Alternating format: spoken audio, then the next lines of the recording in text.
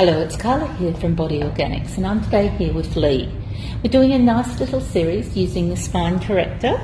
So Lee has her knee in the step, and she's going to press the outer leg into the step first to get the adductor connecting and help her keep her glutes active.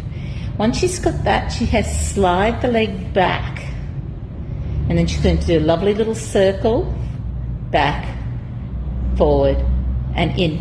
You'll see she uses her hands as a push and pull to help stabilize and activate through her oblique slings. Real challenge, but such a treat. Enjoy.